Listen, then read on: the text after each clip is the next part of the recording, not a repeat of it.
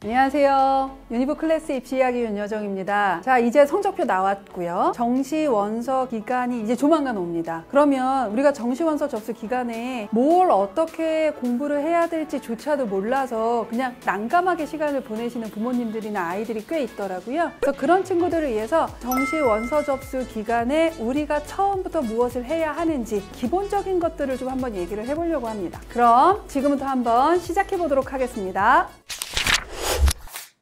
정시 원서 접수, 학교 가서 오프라인으로 하지 않습니다. 대학 홈페이지에서 하지도 않아요. 자, 모든 대학은 입시 대행 업체를 통해서 원서 접수를 하도록 되어 있습니다. 수시와 정시가 동일하죠. 그 원서 대행 업체는 진학사하고 UA 어플라이 이렇게 두 가지가 있죠. 근데 작년까지는 UA였다가 올해 진학사로 바꾸기도 하고 작년까지는 진학사였다가 올해부터 UA로 바꾸는 이러한 경우의 수는 있을 뿐이지 모든 대학은 그 두 개의 대행 업체에서 원서 접수를 합니다. 정시 같은 경우는 첫 번째 일단 뭐가 있냐면 군의 개념이 있다 이렇게 보셔야 되죠. 수시 때는 연고 둘 다 쓸 수 있지만 정시 때는 같은 군에 있는 두 학교는 같이 지원할 수 없어요. 우리나라에서 가장 기본적인 게 가나다다 보니까 가나다 군 집단이 나뉘어져 있다. 세 장의 정시 원서 접수가 있고 그거에 맞춰서 쓸 수 있는 학교를 나눠 놓은 그냥 기준점일 뿐이다. 그냥 이렇게만 봐주시면 될 것 같습니다. 자, 근데 이 군은 그때그때마다 다릅니다. 내가 어느 군에서 어떻게 뽑겠어는 학교마다 대입 전형 계획과 정시 모집 요강으로 해마다 바꿔도 할 말이 없는 거예요. 그래서 이거는 그냥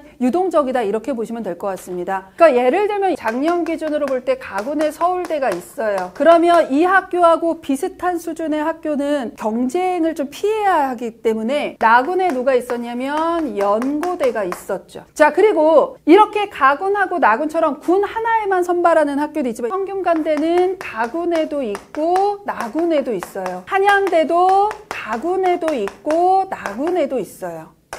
단일로 이렇게 뽑히는 학교도 있어요.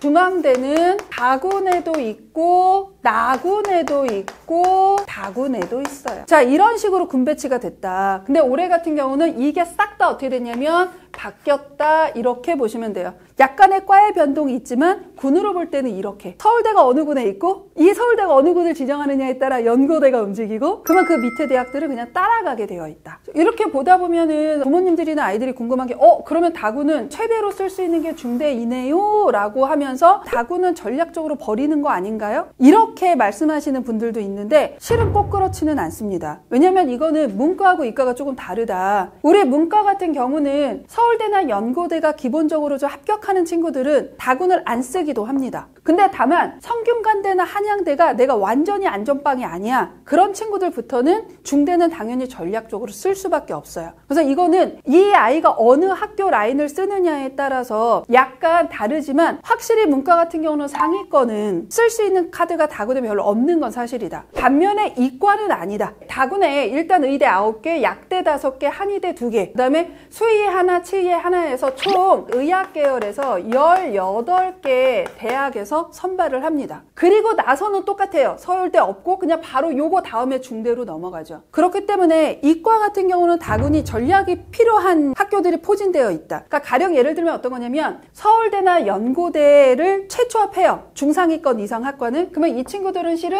약대나 한의대나 수의나 치의를 전략적으로 쓰고 붙을 수 있단 말이에요. 그런 친구들한테는 다군은 매우 중요한 전략이 돼요. 우리 좀 더 깊게 가면 서울권의 중하위권 대학 하면 다군에 아주대, 인하대, 국민대, 숭실대 이런 학교들 다군에 있어요. 단국대도 다군에 있습니다. 그러면 실은 그 서울권의 중하위권 대학은 가나군 못지않게 다군을 안정으로 잡을 수도 있고 적정으로 잡을 수도 있고 상향으로 잡을 수도 있다. 그래서 다군은 버리는 카드다, 전략이 없다라고 생각하는 것은 이 아이가 어떠한 성적을 갖고 있느냐에 따라 다른 거지 보편적으로 모든 아이들에게 다 그렇다라고 얘기할 수는 없는 부분이다. 이렇게 이해하시면 될 것 같습니다. 우리가 먼저 상향, 적정, 안정을 잡을 때는 우선순위로 잡아야 되는 거는 적정을 먼저 잡는 거다. 이게 첫 번째라고 보시면 될 것 같습니다. 적정을 어느 군에 배치를 하느냐에 따라서 그 다음 군이 움직이는 것이 기본적인 원리다라고 보시면 되는데 기본적으로 어떤 학교 라인이라고 하더라도 서울권에서는 연고대가 있는 군을 어떤 걸 쓸 것이냐가 가장 장점이 된다라고 보시면 될 것 같아요. 그러니까 예를 들어 그게 올해 같은 경우는 가군이에요. 가군이 기본적으로 나군에 비해서 이 군 변화가 되면서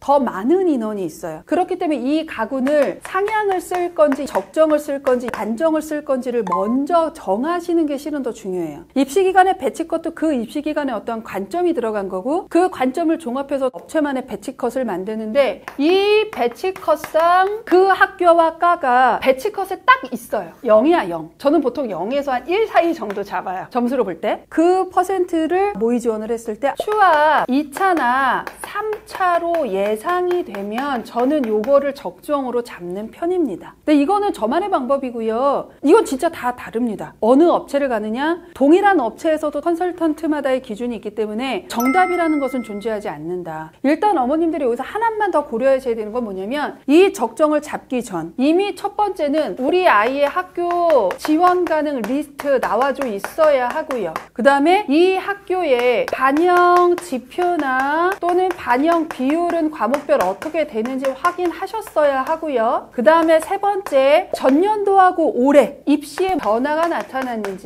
입시 변화를 알아야 전년도의 입시 결과를 우리가 어느 정도 신뢰할 수 있는지를 파악할 수 있어요. 이 세 가지가 미리 되어 있어야 됩니다. 우리 기본적으로 문과가 작년 기준으로 볼 때 수학 가나가 그냥 미지정으로 통합선발 학교도 있었고 수나 지정 학교가 있었단 말이에요. 그러면 이거는 가형 애들은 들어오고 싶어도 못 들어와. 이렇게 문과 수학 지정이었었던 학교는 올해 모두 다 미지정으로 바뀌었어요.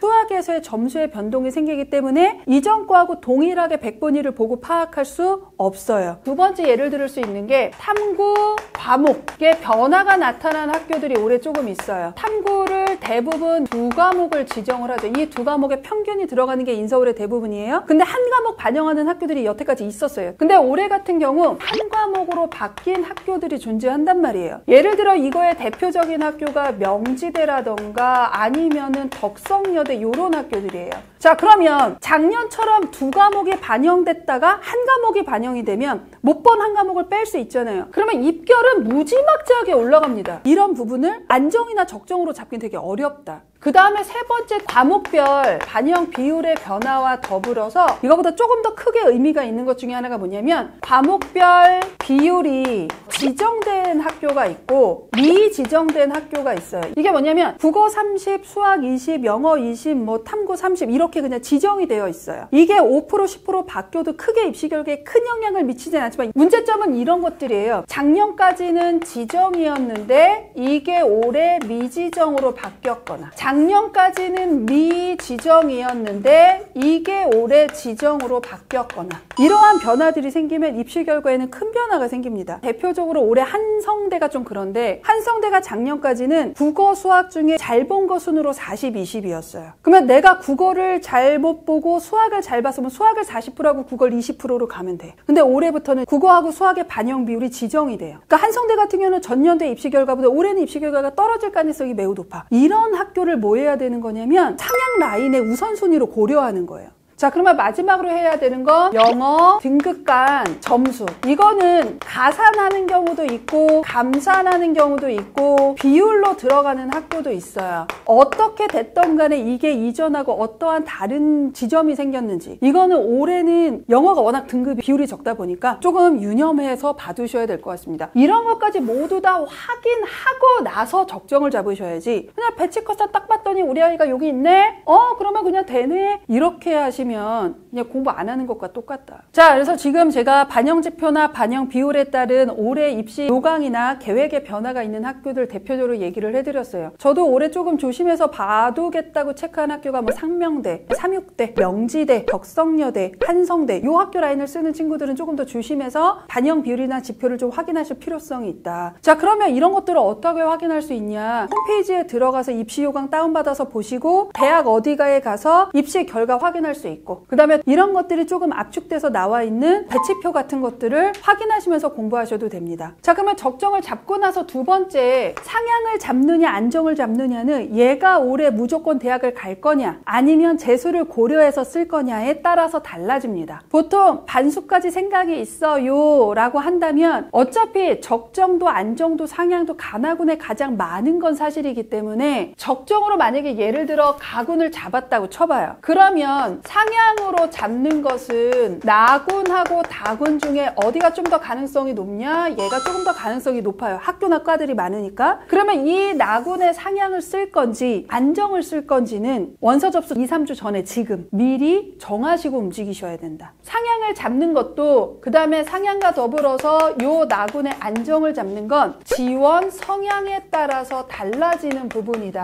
정해져 있는 것은 없다라고 보시면 됩니다. 여기서 이제 저의 어떤 성향을 조금 얘기를 하면 상향을 잡을 때는 모의전의 데이터와 얘가 맥스 가능한 학교 라인을 조합했을 때 올해는 이 학교 이과, 이 학교 이과, 이과가 조금 펑크날 조짐이 있네라고 보이는 과들을 다 돌려보는 거죠. 그렇기 때문에 상향은 배치 컷상으로는 잡히기는 좀 어렵다. 반면에 안정, 무조건 올해 어디를 가야 되겠다라고 생각을 하신다면 배치 컷이 퍼센트가 아니라 최소 5점 정도 플러스가 되는 상황에서 모의전으로 교차 검증을 했는데 이거는 무조건 최초합 후반이거나 수합의 1차나 2차에 있다 라고 판단이 되면 저는 이걸 안정으로 쓰지 얘 2, 3등 할 거야 이런 거를 안정으로 쓰지는 않는다. 그래서 진짜 가장 바보는 가나다군을 다 최초합하는 거야. 와우, 전략 미스. 저는 그렇게 보낸 애는 없습니다. 자, 오늘은 정시의 기본 중에서도 기본에 대해서 얘기를 했습니다. 다음 영상에서는 이 배치표를 가지고 적정과 안정과 상향이 있는 학교 라인을 어떻게 잡는지 한번 얘기를 해보려고 합니다. 여기까지 하면 우리 아이가 가나다군에 쓸 수 있는 학교가 요 정도 수준이구나 정도의 감을 잡으실 수 있고요. 이 감으로부터 정시는 시작된다 이렇게 보시면 됩니다. 궁금하시죠? 그럼 업로드되는 영상도 꼭 보시고 정시 잘 따라와 주시기 바랍니다. 저는 지금까지 유니브 클래스 윤여정이었습니다. 감사합니다.